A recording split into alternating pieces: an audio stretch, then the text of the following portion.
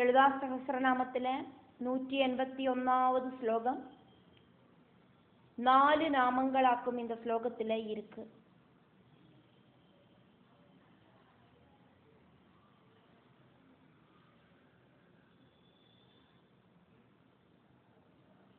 கண்டினியூஸான தியானம் வழியா மட்டுமே தேவியை தெரிஞ்சுக்கிறதுக்கு சாதிக்கும். இந்த பிரபஞ்சத்துக்கு அப்பாற்பட்டவளா இருக்கிற இந்திரியங்களால தெரிஞ்சுக்கிறதுக்கு சாதிக்காத தேவி.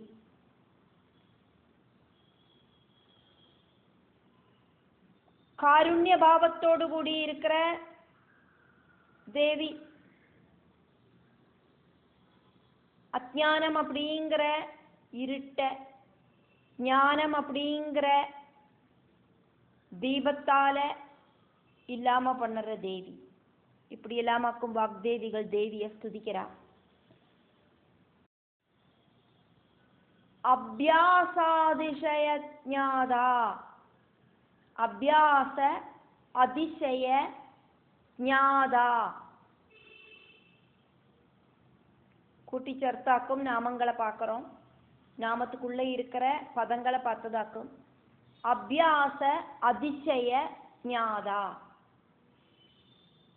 நாமங்களோடு நடுவில் பிரிக்காதக்கு, பதங்களை பிரிக்காதக்கு வேணும் நாமத்தை சொல்லறதுக்கு. அபியாசாதிசய ஞாதா. அடுத்த நாமம் ஷட் அத்வ அதீத ரூபிணி. ஷடத்வாதீத ரூபிணி. அவ்யாஜ கருணாமூர்த்திஹி. அவ்யாஜ கருணாமூர்த்திஹி. அஜ்ஞான துவாந்த தீபிகா. அஜ்ஞான துவாந்த தீபிகா. அவ்யாஜ கருணாமூர்த்திரஜ்ஞான துவந்த தீபிகா. அவ்யாஜ கருணாமூர்த்திஹி. அங்க விசர்க்கம் இருக்கு, அங்க நீட்டாதக்கி அடுத்த நாமத்தை அதோடு கூடிட்டு கனெக்ட் பண்ணி சொல்லணும். அதுக்காக்கும் அங்க ரா அப்படிங்கிற அக்ஷரத்தை எழுதப்பட்டிருக்கு. அவ்யாஜ கருணாமூர்த்திரஜ்ஞான துவந்த தீபிகா. இத்திரையுமாக்கும் இதுல இருக்கிற நாமங்கள். அவ்யாஜ கருணாமூர்த்திஹி அப்படிங்கிறது ஒரு நாமமாயிட்டும், அஜ்ஞான துவந்த தீபிகா அப்படிங்கிறத ஒரு நாமமாயிட்டும் இங்க நாமங்களை பார்க்கிறோம். ஆனா வாக்தேவிகள் தேவிய கூப்பிடுறத இந்த அவ்யாஜ கருணாமூர்த்திரஜ்ஞான துவந்த தீபிகா அப்படிங்கிறத கூட்டி சேர்த்து நாமத்தை கூப்பிடுறான்.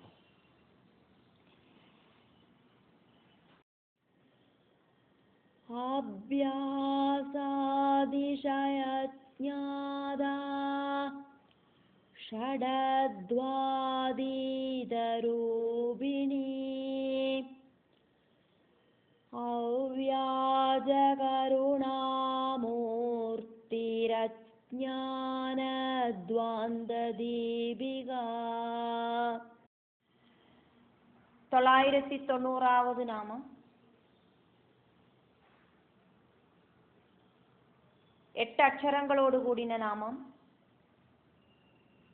அபியாசாதிசய ஞாதா.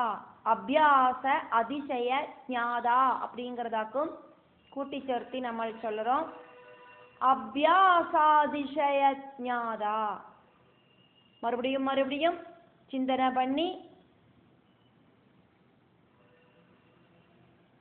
சிந்தனை பண்ணி தேவியோடு புராணங்களை படிச்சு தேவியோடு மகிமைகளை காது கொடுத்து கேட்டு இப்படியெல்லாம் தேவியை தெரிஞ்சுக்கிறதுக்கு சாதிக்கும். கண்டினியூஸ் ஆயிட்டு தியானிச்சா மட்டுமே தேவியை தெரிஞ்சுக்கிறதுக்கு சாதிக்கும். கண்டினியூஸான அபியாசம் செஞ்சவாளுக்கு மட்டுமே, அபியாசத்துல அதிசயத்தை நிகழ்த்தினவாளுக்கு மட்டுமே தேவிய தெரிஞ்சுக்கிறதுக்கு சாதிக்கும்.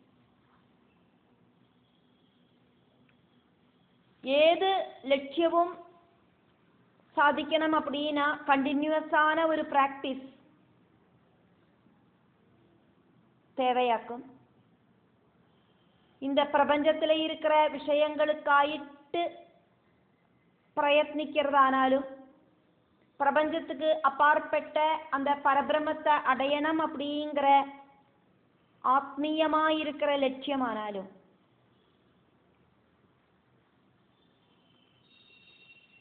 கண்டினியூஸான அபியாசம் அப்படிங்கிறது மஸ்ட். இப்போ லலிதா சகஸ்ரநாம ஸ்தோத்திரத்தை நம்ம கண்டினியூஸ் ஆயிட்டு ஜபிக்கிறது தான் அது அக்ஷர ஸ்புடதையோடு கூடிட்டு தவறில்லாதக்கு சொல்லறதுக்கு சாதிக்கும். எந்த ஒரு விஷயமானாலும் அப்படிதான். இந்த பிரபஞ்சத்துக்குள்ள இருக்கிற எந்த ஒரு விஷயத்தையும் நமக்கு பிராக்டிஸால மட்டும்தான் அதை நன்னா தெரிஞ்சுக்கிறதுக்கும் புரிஞ்சுக்கிறதுக்கும் எல்லாம் சாதிக்கும்.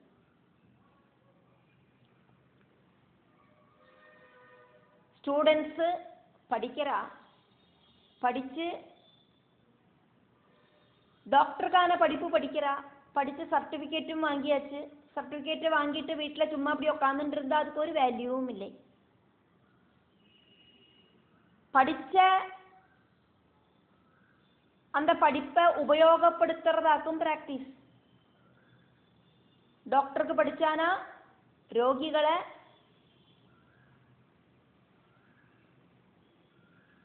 கன்சல்ட் பண்ணி அவளுக்கு இருக்கிற நோயோடு விஷயத்தை தெரிஞ்சுண்டு அதுக்கான மருந்தை கொடுத்து அவளை கியூர் பண்ணி அப்படி நிறைய பிராக்டிஸ் பண்றதையாக்கும் பிரகல்பனா இருக்கிற ஒரு டாக்டர் ஆயிட்டு பவிக்கிறது. அதே மாதிரிதான் பிரபஞ்சத்துக்கு அப்பாற்பட்ட அந்த பரபிரமத்துல எத்திப்படணும் அப்படின்னு இருக்கிற லட்சிய போதம். பரமாத்மாவிலேந்து வந்ததாக்கும் இந்த ஜீவனை மறுபடியும் பரமாத்மாவில கொண்டு போய் சேர்க்கணும் அப்படிங்கிற லட்சிய போதம். அப்படி இருக்கிற லட்சிய போதத்தால மட்டுமே பிராக்டிஸால மட்டுமே தேவிய அடையறதுக்கு சாதிக்கும் அப்படிங்கிறதாக்கும் இங்க சொன்னது. அப்படி இருக்கிற தீவிரமான பிராக்டிஸால மட்டுமே தேவிய தெரிஞ்சுக்கிறதுக்கு சாதிக்கும்.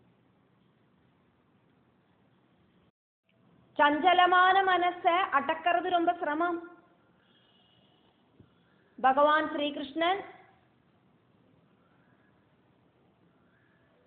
அர்ஜுனனுக்கு உபதேசிக்கிறார். 6வது அத்தியாயத்துல 35வது ஸ்லோகம் பகவத்கீதையில. அசம்சயம் மகாபாஹோ மனோ துர்நிகிரஹம் சலம் அபியாசேன து கௌந்தேயா வைராக்யேன ச கிருஹ்யதே.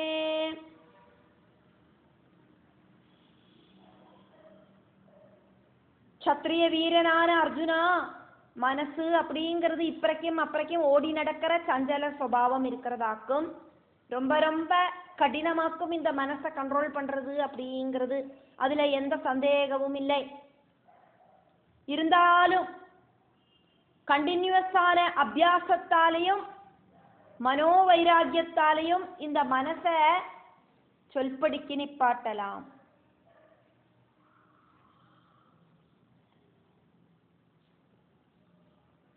பிரகிருதியில இருக்கிற விஷயங்களுக்காயிட்டு நம்ம முயற்சி பண்றோம், ஹார்ட் ஒர்க் பண்றோம்.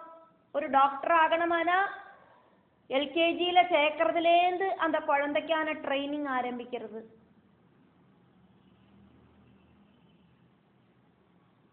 கர்ப்பஸ்த சிசு ஜனிச்சு ஸ்கூலுக்கு சேர்க்கறதுக்கு ஆரம்பிக்கிறதுலேருந்து அந்த குழந்தை என்ன ஆகணும் அப்படிங்கிறத மாதாபிதாக்கள் கனவு காணுறா. அந்த கனவை குழந்தைகள்கிட்ட துணிக்கவும் செய்றா. சில குழந்தைகளுக்கு மாதாபிதாக்களோடு அந்த ஒரு ஆக்ரகத்தை நடத்தி கொடுக்கறதுக்கான புத்தி சக்தி உண்டாகும். சில குழந்தைகள் அவளோடு புத்தி அந்த அளவுக்கு அந்த படிப்பில் அவளுக்கு உபயோகிக்கிறதுக்கு சாதிக்காது. பொதுஜனம் பலவிதம். எத்தையோ முயற்சி பண்ணினாலாக்கும் இந்த பிரபஞ்சத்தில் இருக்கிற டாப் மோஸ்ட் பதவியாய் இருக்கிற பிரம்மலோகத்தில் இருக்கிற பிரம்மாவாயிட்டு ஸ்தானம் ஏத்துக்கிறதுக்கு சாதிக்கும். பிரபஞ்சத்துக்கு அப்பாற்பட்டதாக்கும் இருக்கிறதுலயே டாப் மோஸ்ட் ஸ்தானம் அந்த பரபிரம்மத்துல ஜீவாத்மாவை கொண்டு போய் லயிப்பிக்கிறது. அதுக்கப்புறம் புனரபி ஜனனம் புனரபி மரணம் அப்படிங்கிற ப்ராசஸ் இல்லை. அதனால ரொம்ப ரொம்ப சிரமமான பிராக்டிஸ் ஆக்கும் இது. இது ஒரு ஜென்மத்தால முடியாது. அதனால இந்த பகவத் யாத்திரை அப்படிங்கிறது ஜென்ம ஜென்மாந்திரமா தொடர்றது. ஏதாவது ஒரு ஜென்மத்துல நாராயணா அப்படிங்கிற ஒரு நாமத்தால தொடங்கி வச்ச அந்த பக்தி யாத்திரை எத்தையோ ஜென்மங்களாயிட்டு தொடர்ந்து அந்த சாதகனுக்கு ஆத்ம சாட்சா்காரம் கிடைக்கிறதுக்கு நிறைய ஜென்மங்களே வேண்டி வருது. லட்சக்கணக்குக்கு கோடிக்கணக்குக்கு சாதகர்கள் ஆத்மீய லட்சியத்துக்காயிட்டு முயற்சி பண்றா. அதுல 1 2 3 4 இப்படின்னு விரல்ல கவுண்ட் பண்ண கூடின வாளுக்கு மட்டும்தான் அந்த ஒரு லட்சியத்துக்கு எத்தறதுக்கு சாதிக்கிறது. நிறைய பேருக்கு யோக பிரஷ்டு சம்பவிக்கிறது.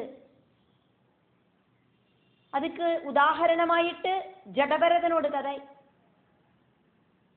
ஸ்ரீ சுக பாகவதத்துல 5வது ஸ்கந்தத்துல ஜடபரதனோட கதை இருக்கு.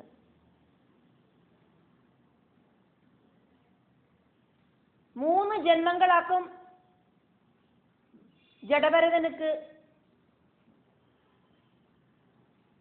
முக்கியமாயிட்டு சொல்லப்படுறது. பரதன் அப்படிங்கிற சக்கரவர்த்தியா இருந்த காலகட்டம், அதுக்கப்புறம் மானாயிட்டு ஜீவிச்சது, அதுக்கப்புறம் ஜடபரதனாயிட்டு ஜீவிச்சது. சக்கரவர்த்தி ஆயிட்டு இருக்கிற சமயத்துல ராஜ்யம் புத்திரர்கள் மனைவி எல்லாத்தையும் விட்டுட்டு வானப்பிரஸ்தம் போனார் பகவானை சேவிக்கிறதுக்கு. நீ பகவானை சரணடைஞ்சிடலாம், இந்த பூலோக வாசத்துல இருக்கிற சௌக்கியங்கள் எல்லாம் எனக்கு போரும் அப்படின்னு நினைச்சிட்டாக்கும் அவரு போனது. வானப்பிரஸ்தத்துக்கு வனத்துல போன அவரு ஸ்நானம் பண்ணறதுக்கு போனோன கர்ப்பிணியா இருக்கிற ஒரு மான் தண்ணீல பிரசவிக்கிறது. அந்த மானை பிடிக்கிறதுக்கு ஒரு சிங்கம் வேற வர்றது. அந்த குழந்தைய இவரு காப்பாத்துறார். காப்பாத்தி தன்னோட ஆசிரமத்துக்கு எடுத்துட்டு போறார். சொந்தம் புத்திரனை மாதிரி ஸ்நேகிக்கிறார். அந்த குழந்தை கூடையே சாப்பிட்டு, குழந்தை கூடையே தூங்கி, குழந்தைய காணலே நான் சங்கடப்பட்டு, குழந்தை கூட சிரிச்சு பேசி இப்படின்னு அந்திம காலத்துல அந்த மான் குழந்தைய நினைச்சுட்டே இறந்து போறார். அதனால அடுத்த ஜென்மம் பரதன் அப்படிங்கிற சக்கரவர்த்தியோடு அடுத்த ஜென்மம் அப்படிங்கிறது மானாயிட்டு ஜனிக்கிறார். அவரு மானாயிட்டு ஜனிச்ச ஜென்மத்துல அவருக்கு நஷ்டபோதம் உண்டாகிறது. சக்கரவர்த்தியா இருந்து எல்லாத்தையும் வேண்டான்னு வச்சு வானப்பிரஸ்தாசிரமம் சீகரிச்சு யோகியாயிட்டிருந்து இந்த ஒரு மானை பார்த்து யோக பிரஷ்டு சம்பவிச்சதே. இப்போ அதே காரணத்தால இப்போ மான் ஜென்மம் கிடைச்சிடுத்தே அப்படின்னு நினைச்சு அவரு சங்கடத்தோடு கூடிட்டு அந்த மான் சரீரத்தை உபேட்சிச்சு, அதுக்கப்புறம் அவருக்கு மூணாவதாயிட்டு கிடைக்கிற ஜென்மமாக்கும் ஜடபரதன் அப்படிங்கிற சிரஷ்ட பிராமண புத்திரனாயிட்டுள்ள அந்த ஜென்மம்.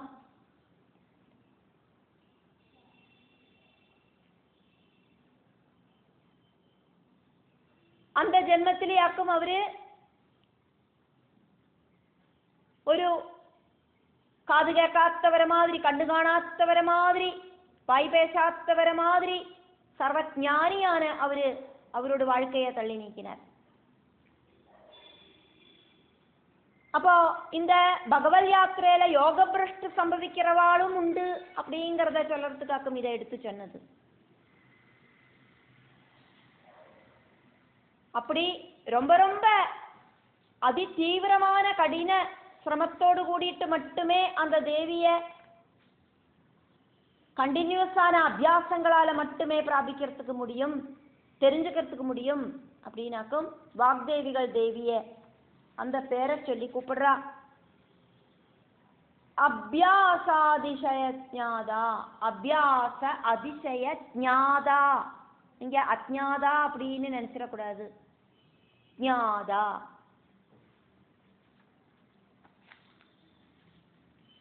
அபியாசாதிசய ஜாதா அப்படின்னு வாக்தேவிகள் தேவிய துதிக்கிறா. கண்டினியூஸ் ஆகிட்டு தியானிச்சா மட்டுமே அந்த தேவிய தெரிஞ்சுக்கிறதுக்கு சாதிக்கும். 991வது நாமம் 8 அக்ஷரங்களோடு கூடின நாமம். ஷட் அத்வ அதீத ரூபிணி. கூட்டி சேர்த்தாக்கும் நம்ம நாமங்களை பார்க்கிறோம். நாமத்தோடு நடுவில் இந்த மாதிரி பதங்களை பிரிக்காம வேணும் சொல்றதுக்கு. ஷடத்வாதீத ரூபிணி, 6 தர்சனங்களுக்கு அப்பாற்பட்ட ரூபம் இருக்கிற தேவி.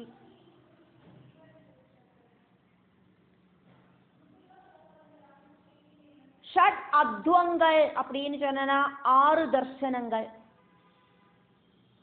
6 தர்சனங்களுக்கு அப்பாற்பட்ட ரூபம் இருக்கிற தேவி.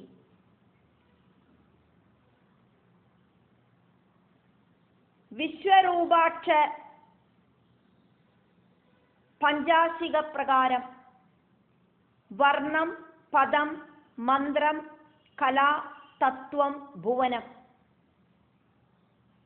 இப்படி இருக்கிற 6 மார்க்கங்கள்.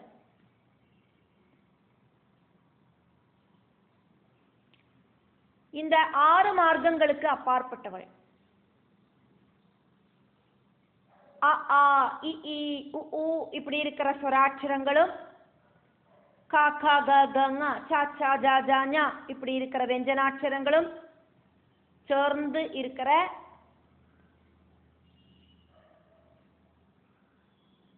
சக்தி வர்ண அத்வங்கள்.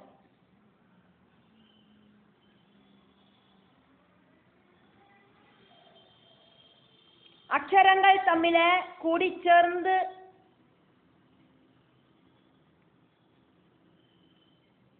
உண்டாகிற பதசக்தி, அதாக்கும் பத அத்வம். பதங்களாலேயோ அக்ஷரங்கள் மட்டுமாயிட்டோ இருக்கிற சக்தியாக்கும் மந்திர அத்வம். நிவர்த்தி, பிரதிஷ்டா, வித்யா, சாந்தி, சாந்தியாதீதா, பஞ்சபூதங்கள், பஞ்சபிரம்மம் இப்படி இருக்கிற கலைகள் வழியா ஞானத்துல எத்திச்சேரத்துக்காக்கும் கலா அத்வா அப்படின்னு சொல்லப்படுறது. சிவன் முதலுக்கு பூமி வரைக்கும் இருக்கிற 36 தத்துவங்களோடு ஞானம் வழி உபாசனை நடத்துறதாக்கும் தத்துவ அத்வா. அத்வா அப்படின்னா வழி அப்படின்னு அர்த்தம். ஆகாசம், வாயு, அக்னி, ஜலம், பூமி இப்படின்னு புவனங்களை சம்பந்திச்ச ஞானம் இருக்கிற உபாசனையாக்கும் புவன அத்வா. இந்த 6 மார்க்கங்களுக்கும் அப்பாற்பட்டவளாக்கும் தேவி. வர்ண அத்வாவுக்கு அப்பாற்பட்டவள், பத அத்வாவுக்கு அப்பாற்பட்டவள், மந்திர அத்வாவுக்கு அப்பாற்பட்டவள், கலா அத்வாவுக்கு அப்பாற்பட்டவள், தத்துவ அத்வாவுக்கு அப்பாற்பட்டவள், புவன அத்வாவுக்கு அப்பாற்பட்டவள். பராசக்தியோடு பிரீதிக்காயிட்டு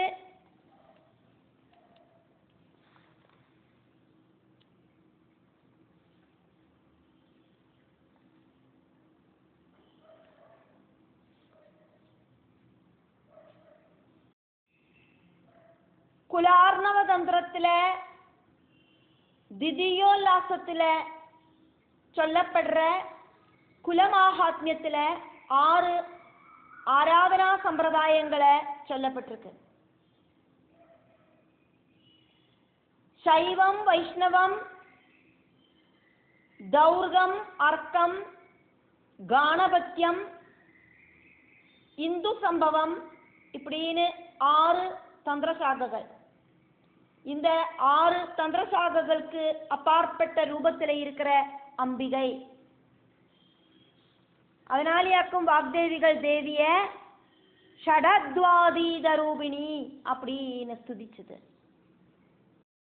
லலிதா சகஸ்ரநாமத்துல 992வது நாமம், 8 அக்ஷரங்களோடு கூடின நாமம் அவ்யாஜ கருணாமூர்த்தி. நாமத்துக்கு பின்னால கடைசியில தீர்க்கஸ்வரம் இல்லை, விசர்க்கமாக்கம் உள்ளது.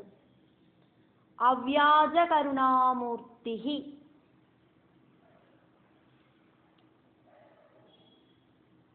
கபடமில்லாத காருண்ய பாவத்தோடு கூடியிருக்கிற அம்பிகை. மனசா வாஜா கர்மணா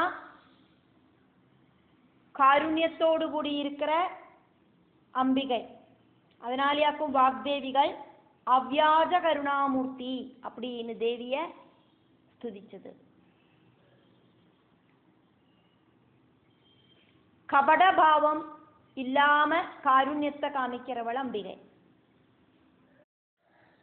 கர்மேந்திரியங்களை கண்ட்ரோல் பண்ணி ஆராக்குமோ மனசால இந்திரிய விஷயங்களை நினைச்சுட்டு இருக்கா, அப்படி இருக்கிறவாள காபட்யம் உள்ளவா அப்படின்னு சொல்லப்படுறது. இங்க தேவிக்கு காபட்ய பாவம் அப்படிங்கிறது கிடையாது.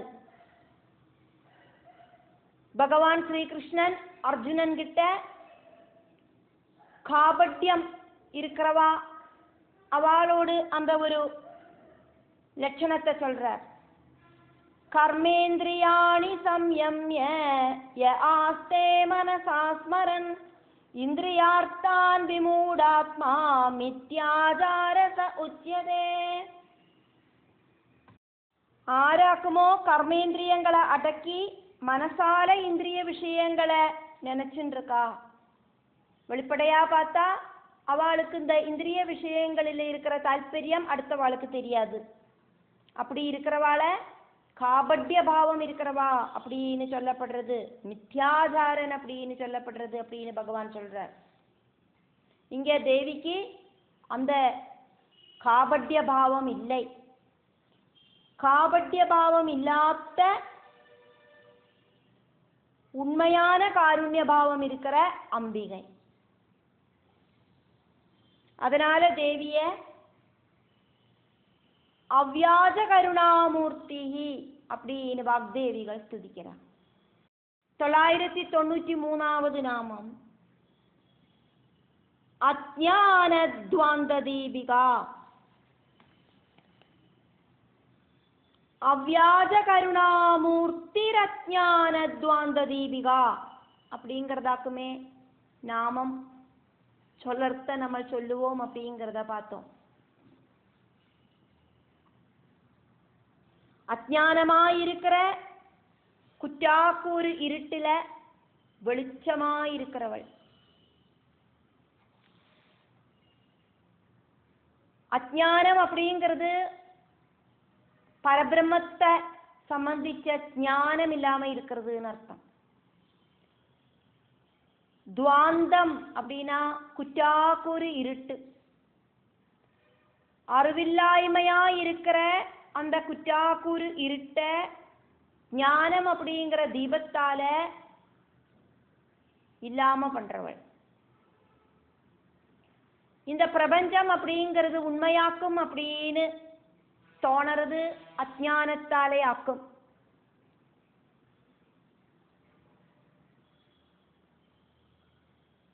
பிரகிருதிக்கு அப்பாற்பட்ட பரபிரம்மத்தை தெரிஞ்சுக்கிறதாக்கும் ஞானம்.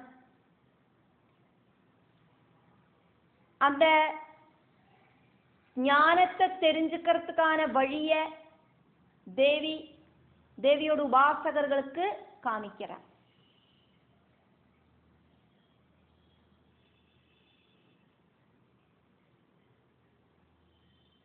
அஜ்ஞானமா இருக்கிற இருட்ட நகர்த்துறதுக்கு ஹெல்ப் பண்ற தீபம் அப்படிங்கிறது ஞானமாக்கும். அந்த ஞானம் எல்லாரோட உள்ளுக்குள்ளேயும் இருக்கிற ஆத்மாவாக்கும். ஆத்ம பிரகாசத்தால அஜ்ஞானமா இருக்கிற அந்த இருட்டு நகர்ந்து யதார்த்தமா இருக்கிற ஞானத்தை சம்பாதிக்கிறதுக்கு சாதிக்கிறது. எல்லாருக்குள்ளேயும் இருக்கிற ஆத்மாவேதான் அந்த அஜ்ஞான துவந்த தீபிகையா இருக்கிற ஜெகதம்பிகை. அந்த கரண சுத்தி உண்டாகணும். ரஜோகுண தமோ குணங்கள் இல்லாம ஆனா அந்த கரண சுத்தி உண்டாகும். அந்த கரண சுத்தி உண்டானாக்கா அந்தராத்மாவில இருக்கிற அந்த ஜெகஜோதியா இருக்கிற அம்பிகையை தரிசிக்கிறதுக்கு சாதிக்கும். ராந்தல் விளக்கு இருக்கு, அதுக்குள்ள தீபம் எரியறது. ராந்தல் சிம்மினியில இருக்கிற கரி காரணமாயிட்டு அந்த தீபம் வெளியில ஃபுல்லாயிட்டும் பிரகடனப்படாம இருக்கு. அந்த ராந்தல் சிம்மினியில இருக்கிற கரிய தொடச்சு விட்டானாக்கா உள்ளுக்குள்ள இருக்கிற தீபம் நன்னா தெளிஞ்சு பிரகாசிக்கும். அதே மாதிரி மனசு அப்படிங்கிற